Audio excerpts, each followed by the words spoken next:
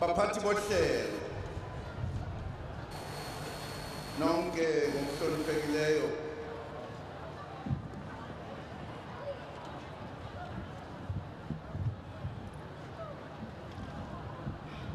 Baba Nzimande nobhala jikelele wamakomanisi nomama Nkosazana Dlamini omele u-African National Congress kanye nohulumeni into eyodwa le akuhlukene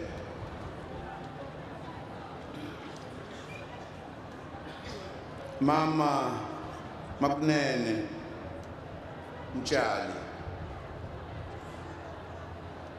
nendodakazi kamfowethu ka-comrade kamngani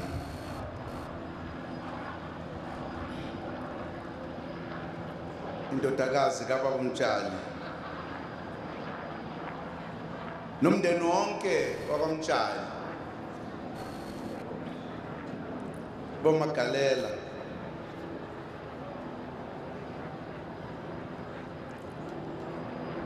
Ndunankulu wakwaZulu-Natal Baba Macingwana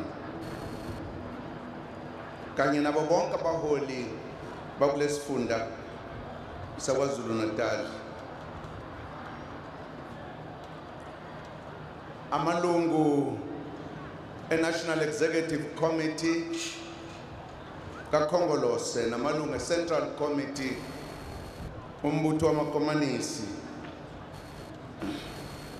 namalungu esigungu sabasebenzi COSATU neSANCO ne-alliance yonke igabeni ezahlukahlukene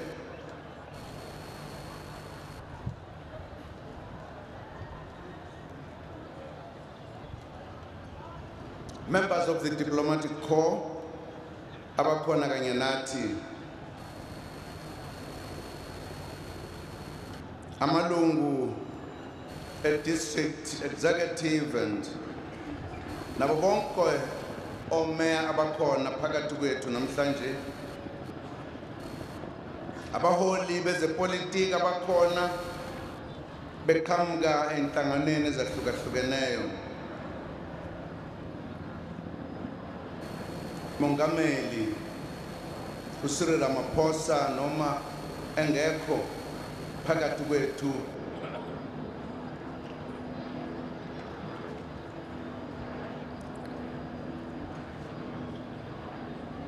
Isabel sethu siqavileyo uGeorge Maricos ophuma emhlabeni jikelele kubaholi babasebenzi amakhosi akhona abefundisi abakhona kanye nosomabhizinisi abakhona abakanye nathi abazokhala kanye nomndeni nonke nina nikhona nizophelezela leli qhawe la kaMtshali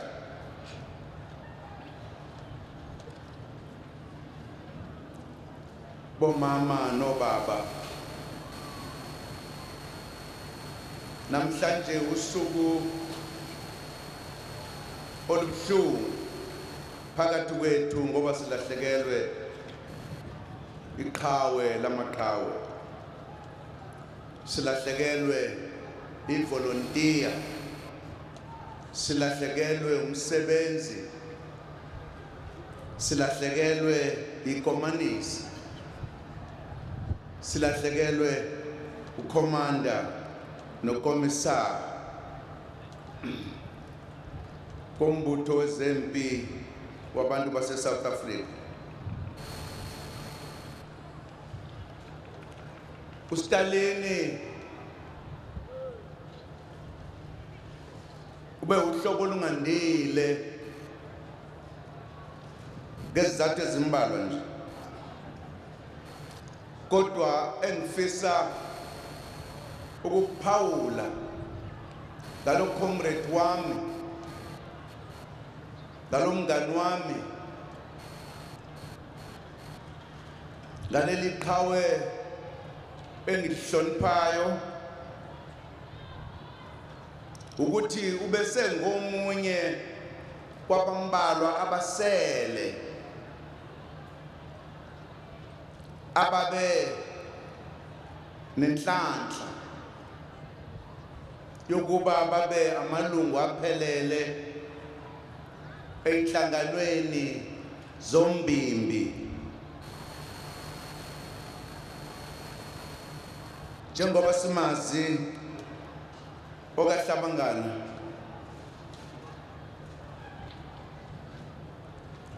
wayemsebenzi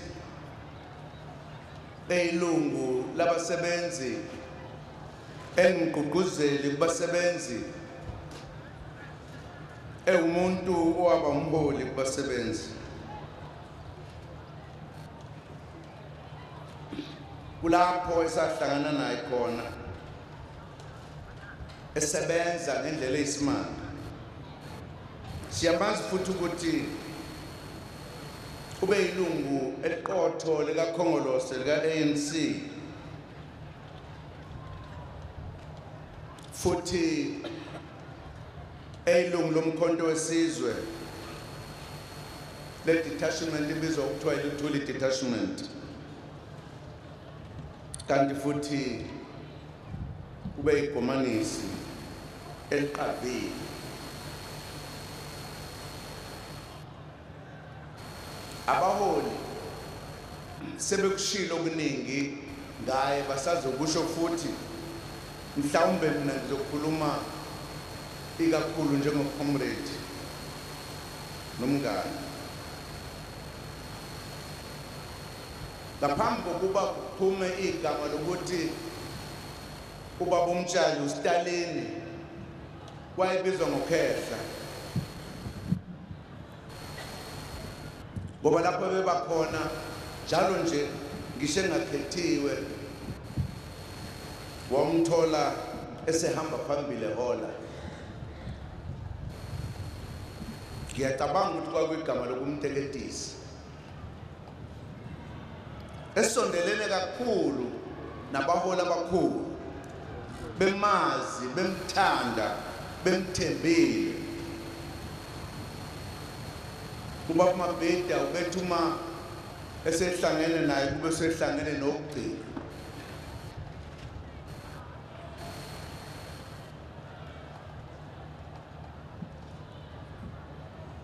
unobhala wamakomanisi uthe uComrade Mtshali ube embodiment ye-alliance kusho ukuthi ube umuntu oyi-alliance eyihambela nje kunento ezibalulekile-ke kulokho ukuthi ube ngumsebenzi ewu-ANC eyikomanisi bekungaxabani lokhu kuba kumtshali asikho nesodwa isikhathi lapho obukumza ukuthi manje uhlukile kulezi ube ihlanganisa njalo kusho ukuthi ubekhuthaza ukubumbana phakathi kwe-alliance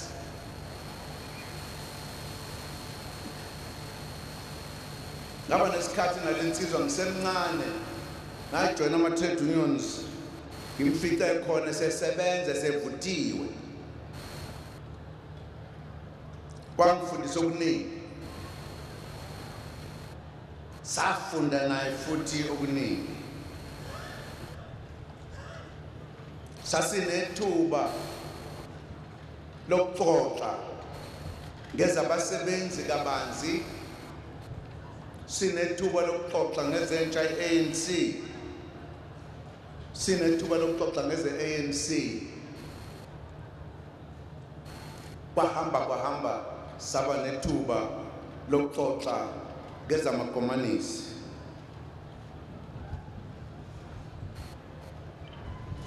indoda le ulwazi ebilumba ilufune noma lumaphi na ubengafuni ukukhuluma ngento angayaziyo uma into eseyiphethe ubema ngayo ubungeke umdukise noma ungakhuluma uthini ube imeli into yakhe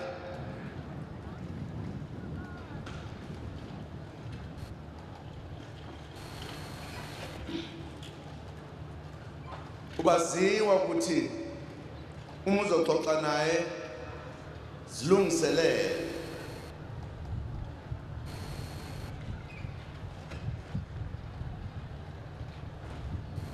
kubasebenzi ke mokhuluma ngomtshali ukhuluma ngomuntu kwakuthiwa umsebenzi nje why organizer egqugquzela abasebenzi ngayo yonke indlela ebaletha emahhovisi abasebenzi ukuthi bazofundiswa bahlonyiswe ngolwazi ulwazi sasilithola kubaholi abaqotho obaba uHerigwala uStephen Dlamini imkhonze kakhulu babamabhida babe baningi abanye abaholi nababe ngaphansi kwabo nababe kanye naye uComrade Mtshali wayaziwa abasebenzi sasixoxa lezi ndaba ayikho into sasifuna ukungayixoxi siyazi kahle singayizwa ngendaba ngiyentshene abasebenzi abanye sike sikhulume nje nabo ukuthi sake saxoxa udaba lokuthi abasebenzi lemali abayikhiphayo njalo ngobulungu babo kufanele ukuthi ikhishwe kanjani kukhona isiphakamiso esasithi akwenziwe indlela elula yokuqoqa imali kusetshenziswe lento abayibiza ngesilungu bathi i-stop order ngoba izokwenza ukuthi imali yonke ize emahhovisi sabanga abanye bayiphikisa lento sasinayo besijwayele ukuba ndawonye masiphikisa izinto kwaba ingxoxo enkulu eyaxoxwa isathu imbono emibili kukhona abaphakamise ukuthi i-stop order isona esokwenza ukuthi sibe nemali siqhubekele phambili uhlabangane ethi ngeke ngenhlanhla sasingancanye namakhehla ogwala noStephen Dlamini nomabhidi ngokuthi uma abasebenzi befaka imali le abayikhokhayo njalo isuke emholweni wabo iyebhange lapho basebenza kusho ukuthi awubazi abanye akwazi babone nangamehlo nabo futhi abakwazi sibuzana ukuthi bazokwazi kanjani uzoba influencer kanjani khona mawusuthi ubizisiteleka uyabahola bakwazela sithi uma beze office bayakubona nawe uyababona futhi ukwazi ukubuza ukuthi isimo sinjani emsebenzini bakwazi bakutshene noma ungeke ukuzwe uyakwazi ukuba influence ukuthi bakwazi nawe sithi ungadlala ke ikhaza lakho lokuba conscientizer amanye amagama ubafaka umoya ubavuthiswe uxoxe nabo sayiwina leyo argument, sayivala indaba ukuthi abasebenzi bakhokhe nge-stop order. Sifuna ukubabona ngosini.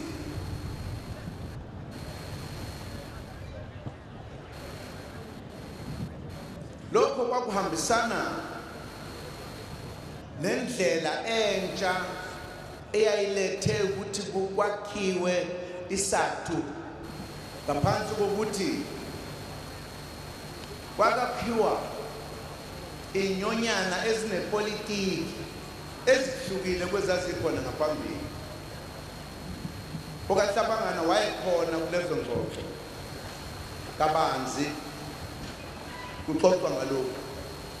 Iqhaza alibamba kwezizinyonyana likhulu kakhulu, lamenza ukuthi aziwe futhi okwakukuhleke kwakuwukuthi la kule province sasikholelwa ekutheni uma umsebenzi kufanele ukuthi wazi ukuthi umsebenzi yini, nokuthi umsebenzi ucindezelwe, nokuthi umsebenzi kufanele ukuthi azikhulule. Sifundiswa lamakhehla into ayibiza ngokuthi labor theory. Singayingabazi uma u-organizer wazi ukuthi kufanele ukuthi uthini, kanti futhi uma ungasibomu ungangabazi, ungangengisi.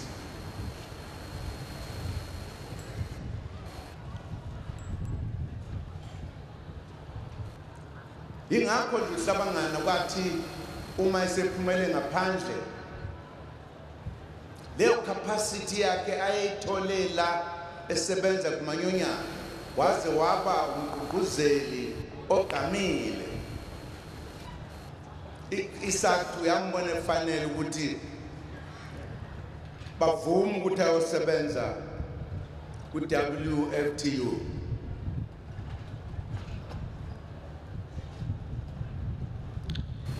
WFTU. Wasebenza khona iminyaka ecishe yafika eshumini. Ukubona lawo mandla benawo awathola la, bamthumela ukuthi azo-organizer i-Afrika yonke ayifake kumanyonyana. Kusho ukuthi lensizwa ukusebenza kwayo nokuzimisela kwayo ukufunda nakho konke kwamenza ukuthi azithole esesebenza enhlanganweni yabasebenzi kazwelonke, esaziwa izwelonke, esehola kanye nabo phezulu. Kodwa ibingasigamisi lensizwa, ibisebenza nje kube kuphela. Kwezabasebenzi uMagalela uyibekile induku ebandla,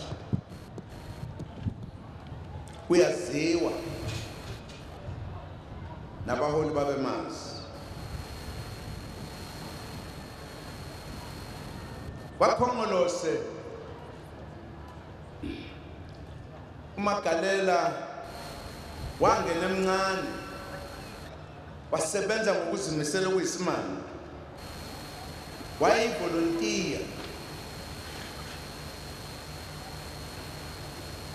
esebenza engalala.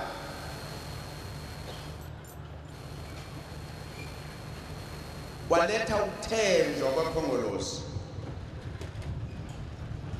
ngokusebenza kwakhe. Uma wawunaye wawazi ukuthi akukho ongakwenqena.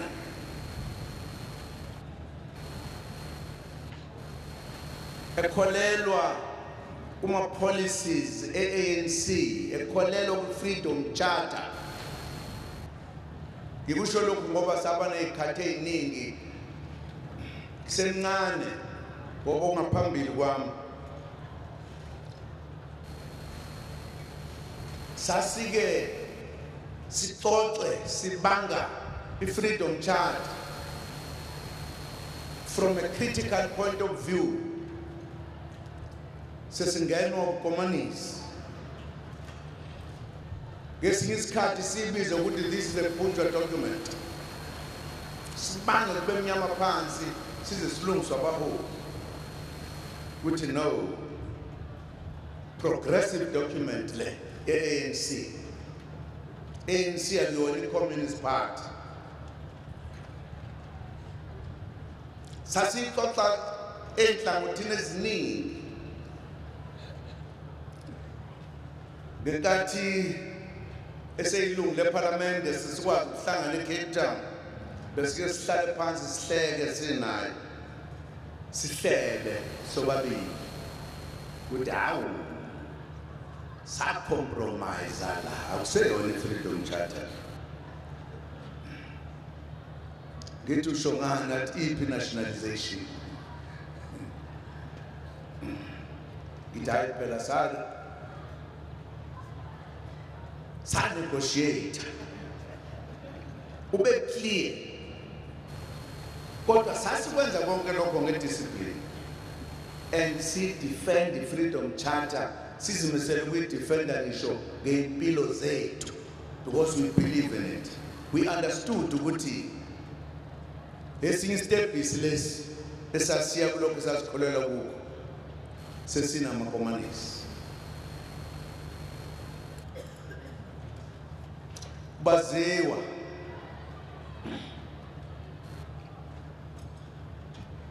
Mtshali ngama-views akho uma ine-view uma ingekho isidingo sokuthi akhulume bengakhulumi kodwa uma sikhona umdala umusha ngeke akuyeke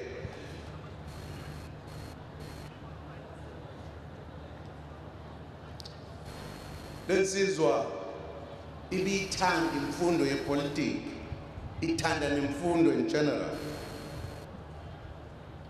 Kunenduka ayibekile bandla ngokufundisa abantu ngenkathi sengaphandle nalapha noma imaphi lapha behamba khona ubethenga amabhuku azonikeza amanye ama-comrade, amabhuku anolwazi bebefananise nobaba uMabhili ngokuthenga incwadi ubezifunda futhi.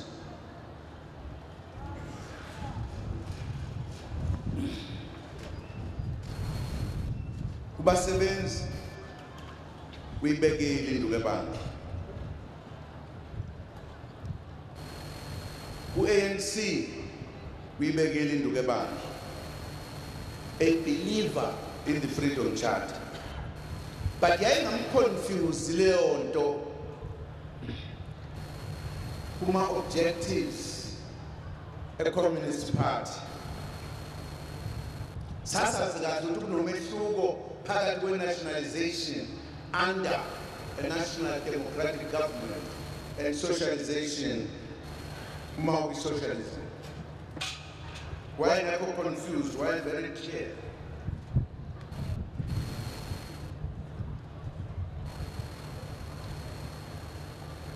Wajona umkhonto ngenkathi i-ANC ithatha isinqumo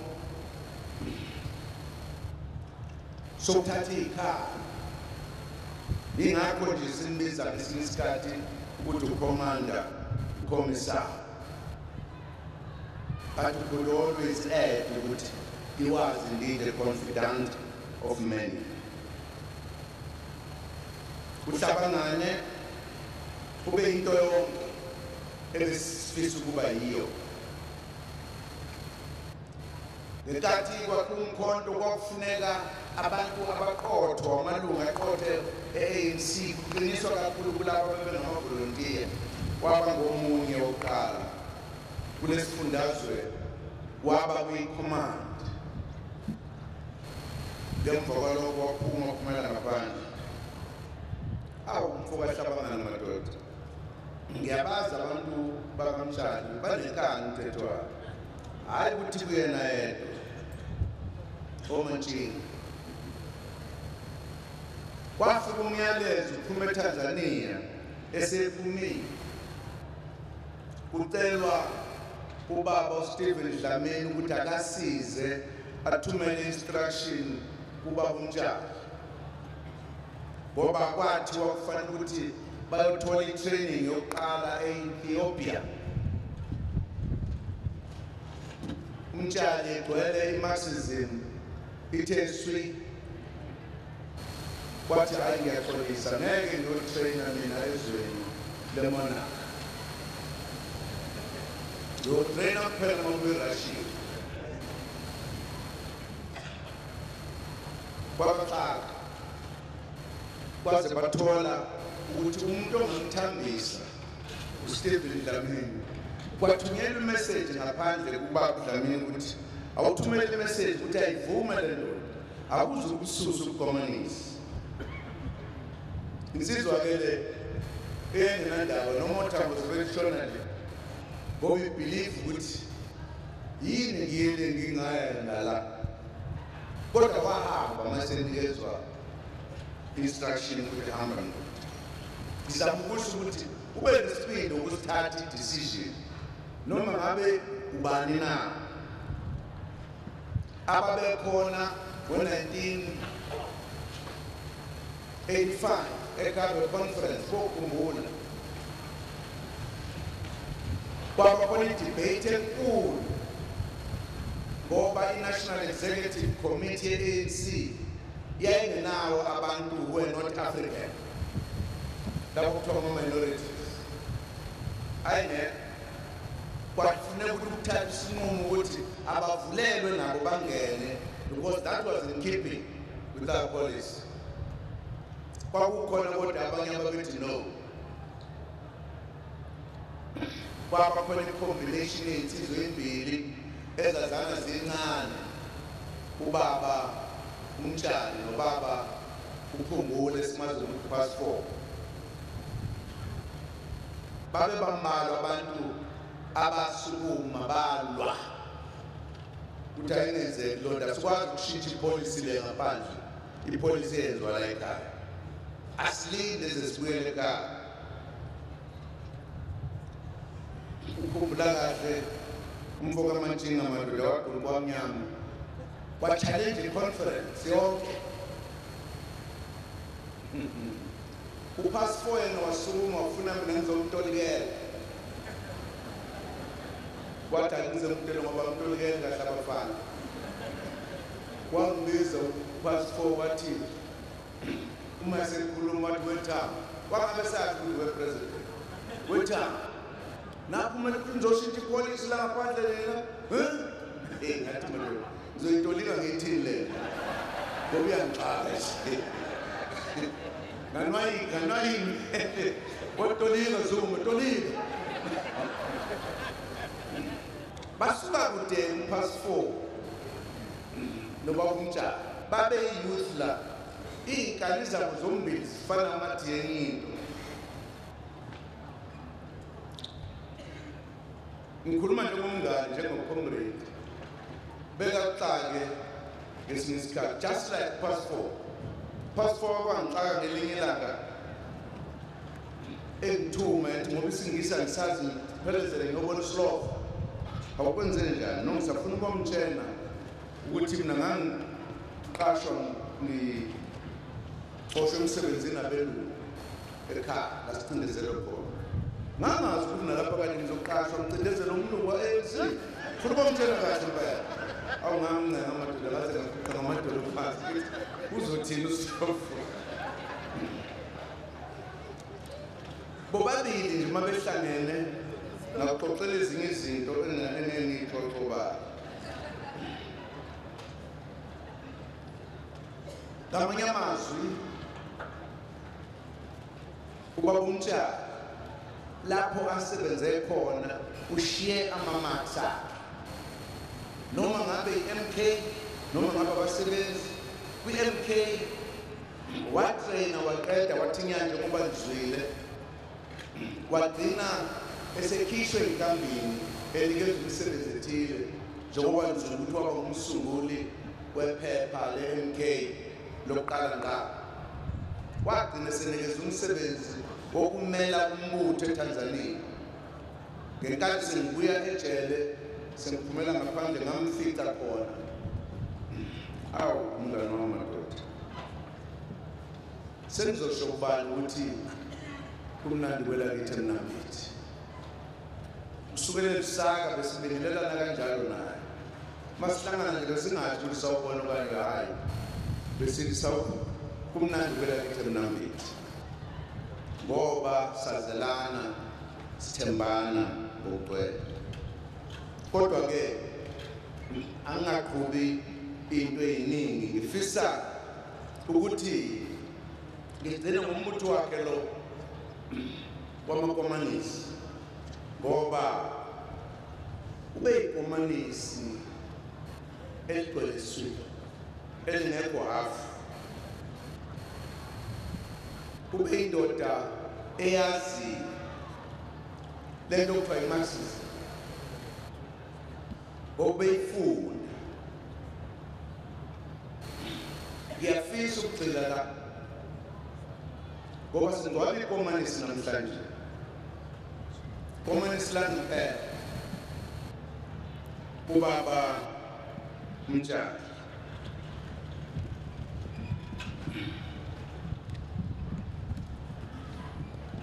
yofisa ukuthi bengikwetize kancane ngoba ngifisa namakomanisi azwisise ngoba mhlawumbe ngizosho izinto esisafuna i-debate baba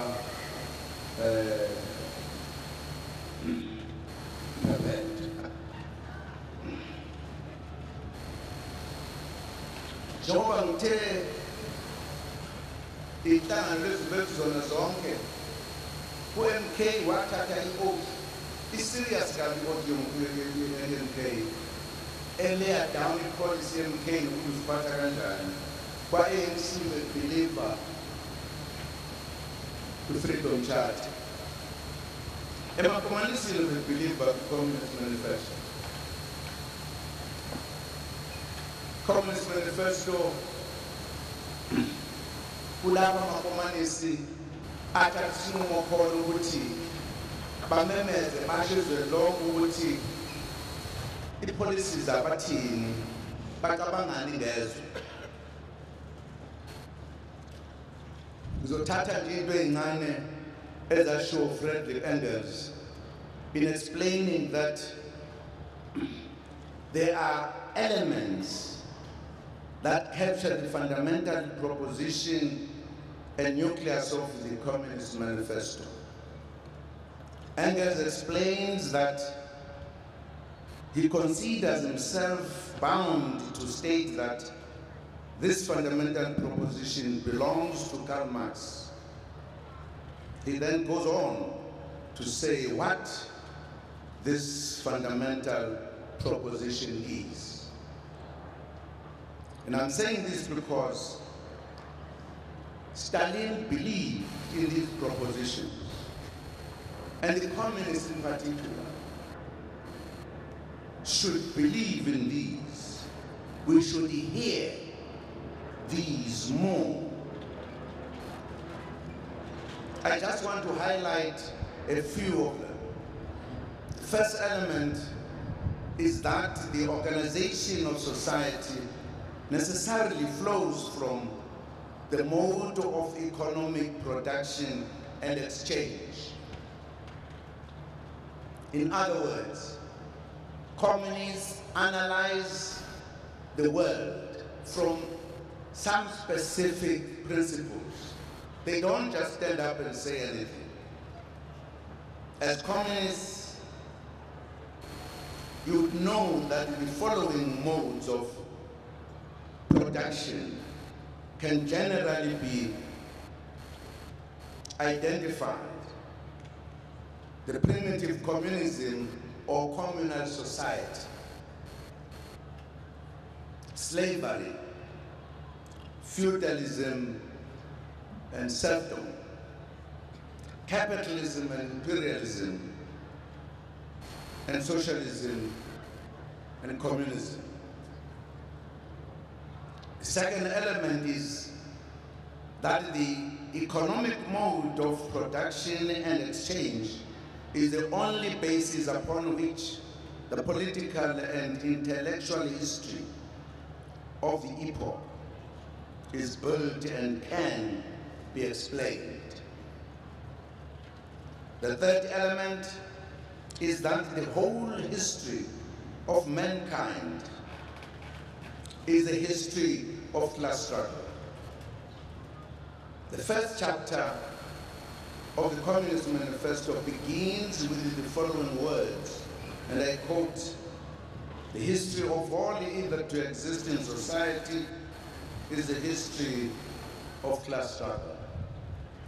Close quote. Engels notes that this refers to the history after the dissolution of the primitive tribal society where land is held in common ownership.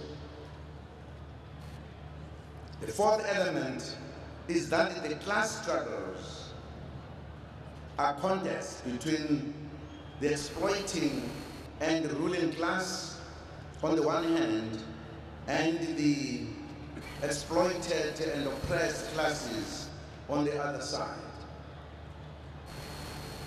The fifth element is that the history of class struggles forms a series of evolutions, each ending with the existing mode of production and exchange being succeeded by another.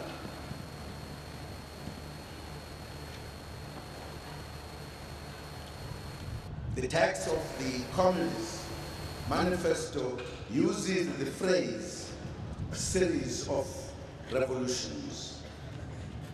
The last element is that the capitalist mode of production and exchange is the stage in which the exploited class, the proletariat, cannot emancipate itself from the control of the exploiting and ruling class, the bourgeoisie, without at the same time emancipating all of society from exploitation, oppression, class distinctions, and class struggles once and for all.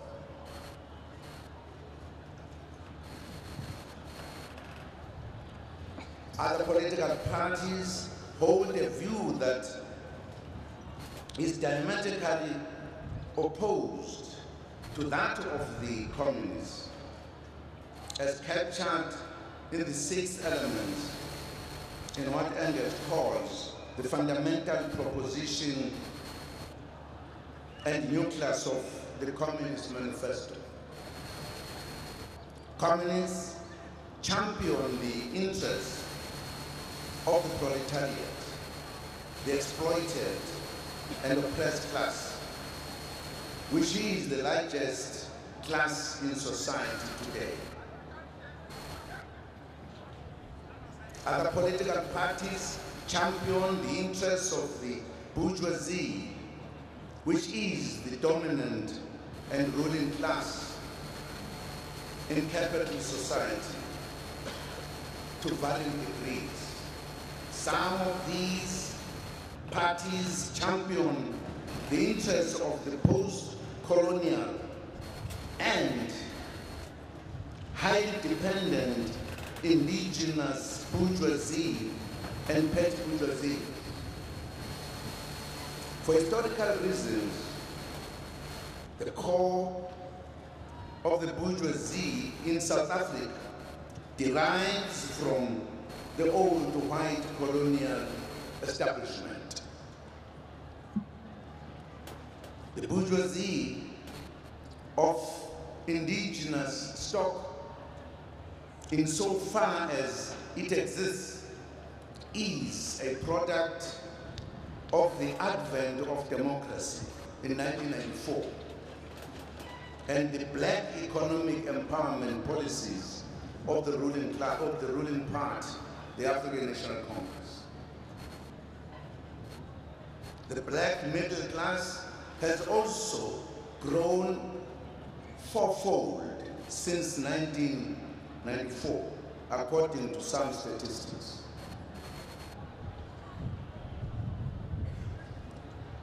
I want to draw attention also to the fact that most of the white population falls within the middle class. They are in between the bourgeoisie and the proletariat.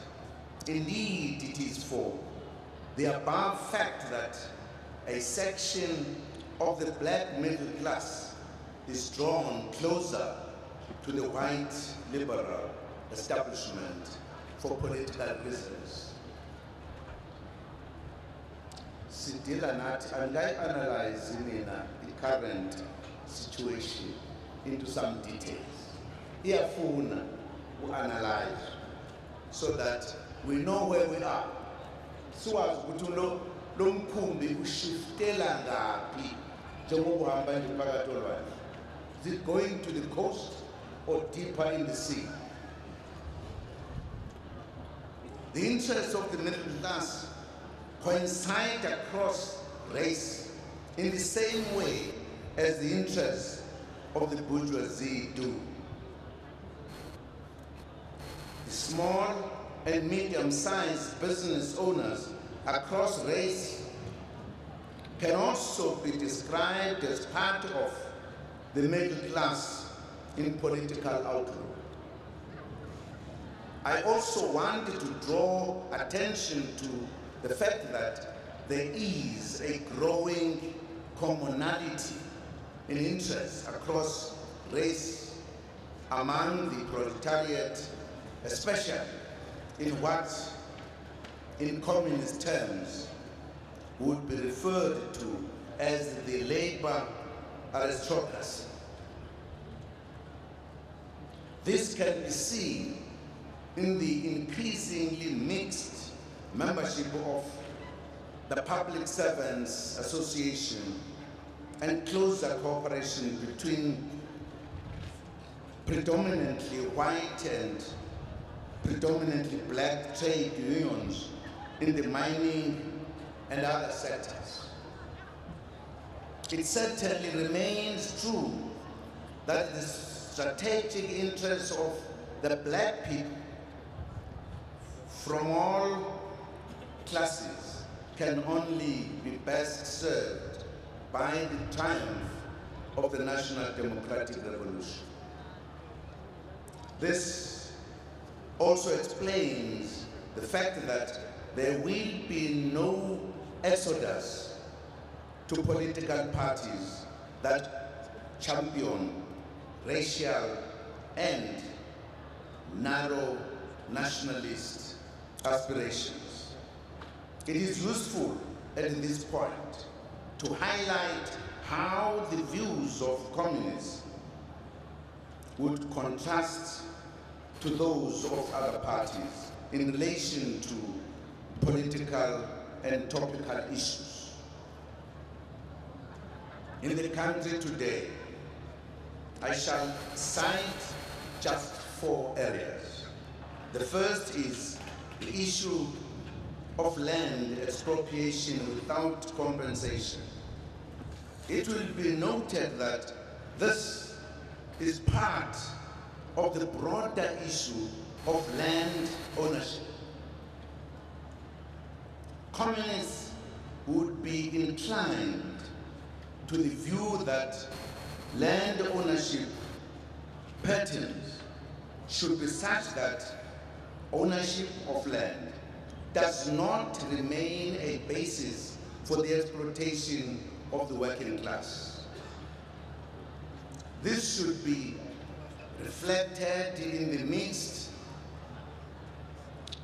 of land tenure as it pertains to collective state ownership, communal land ownership, and private land ownership, that is individual, cooperative, and corporates. Members of the communists party should engage on this and put forward their views on the matter. This, no doubt, will be different from that of other political parties. In other words, what is our Marxist view on the debate that is ongoing now from the communists? The second issue pertains to the attitude of communists towards private capital, especially monopolistic kind of capital.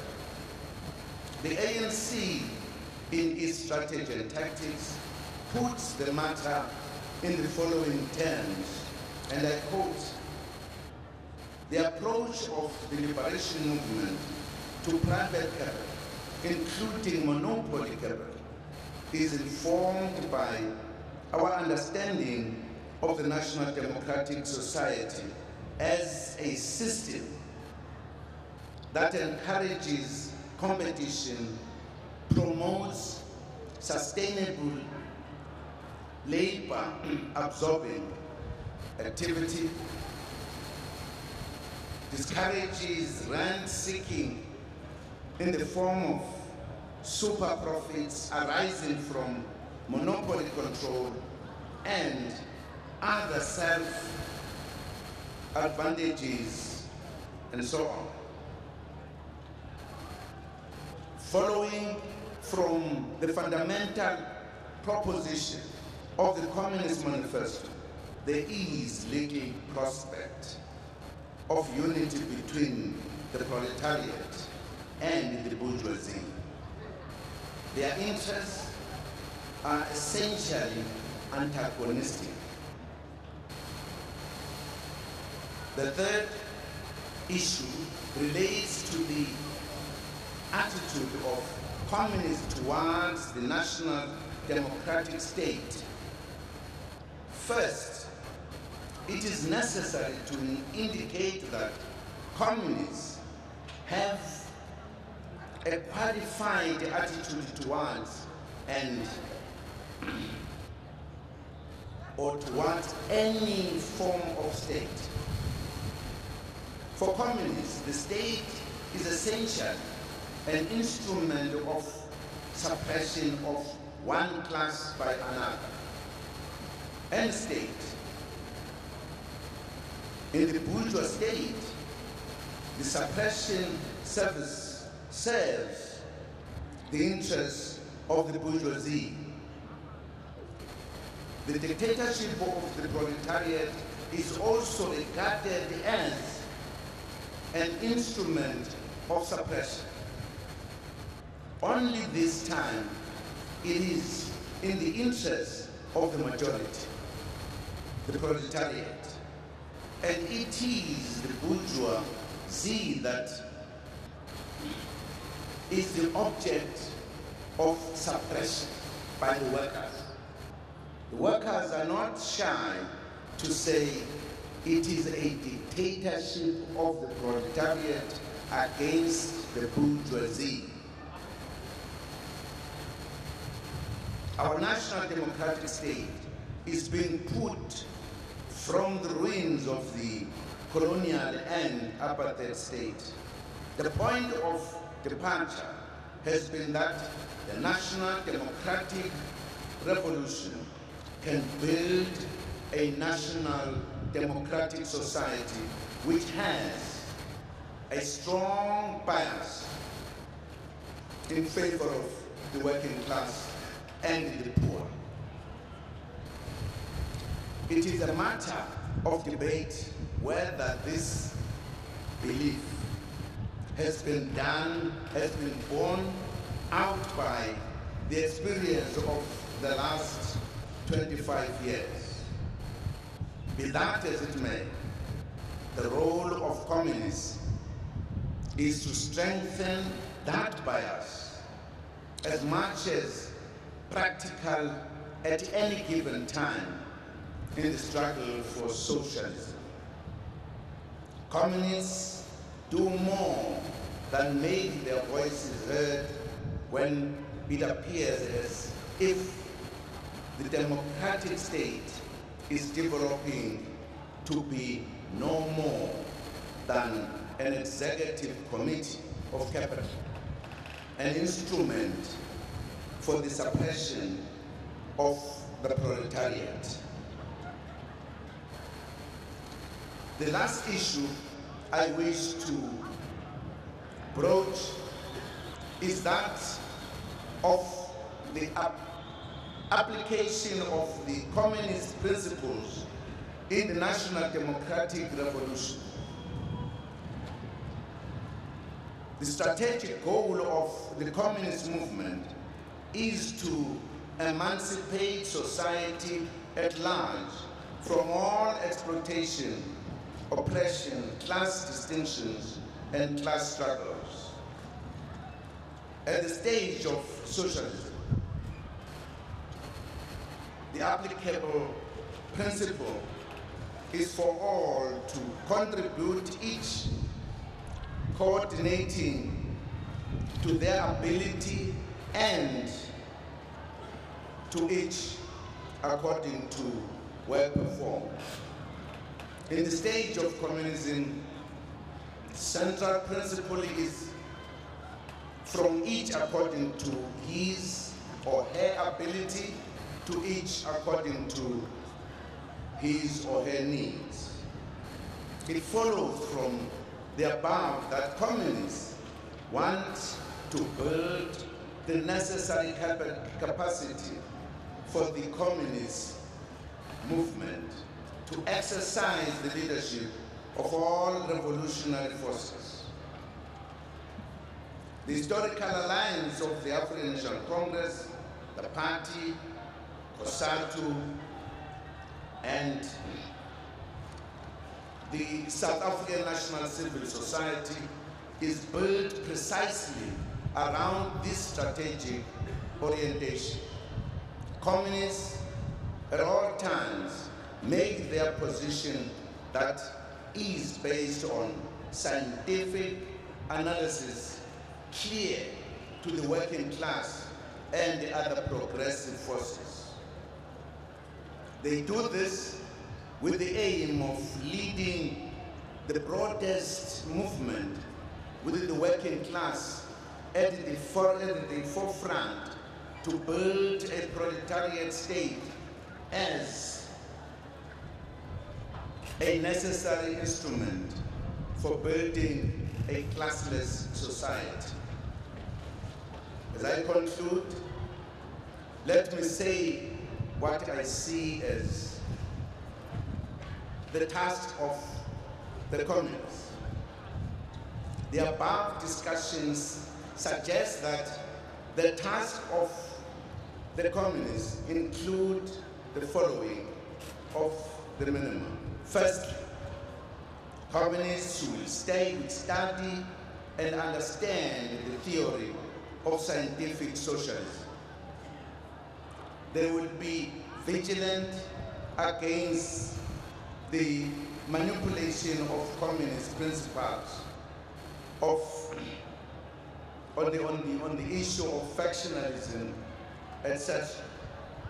Secondly, they will strengthen and unite their own organization and strengthen allied formations, especially progressive working class organizations.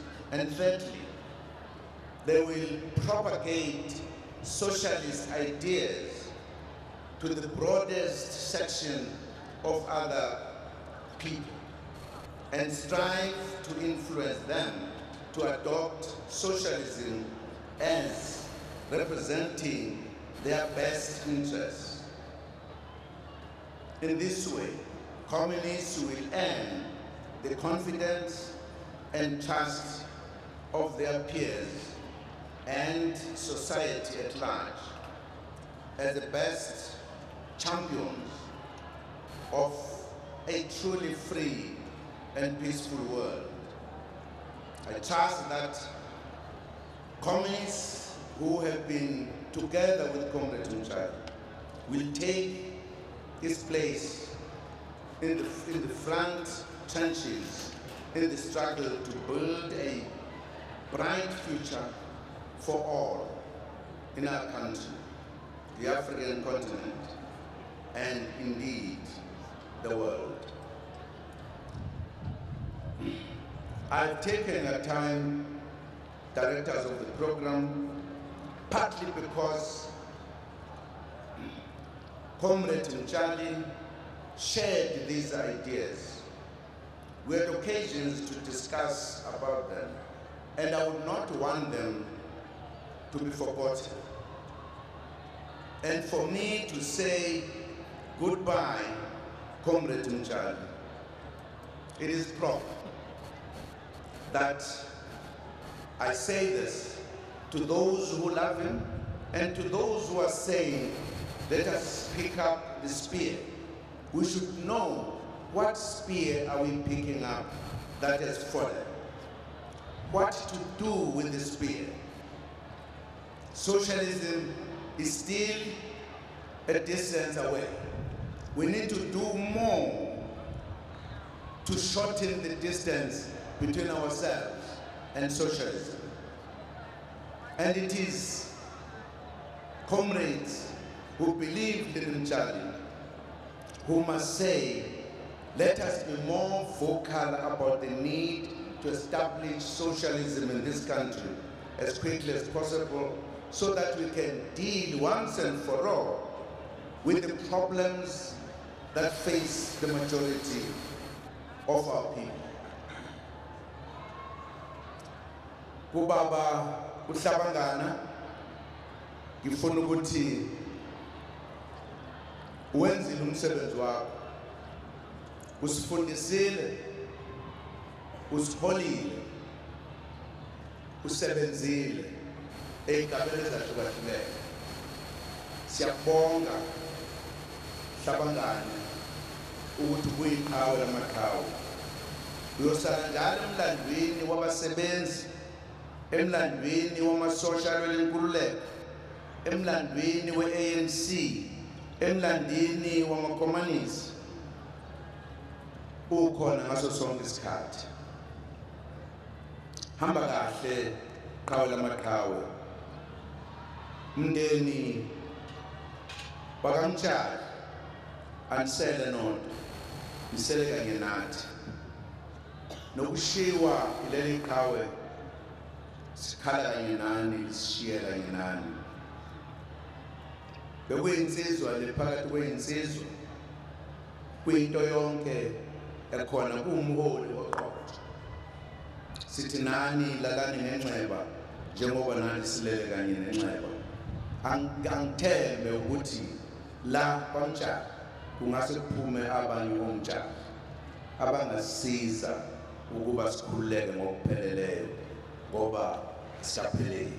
Amandla awethu mahla eruna, all power, all power. Siyabonga.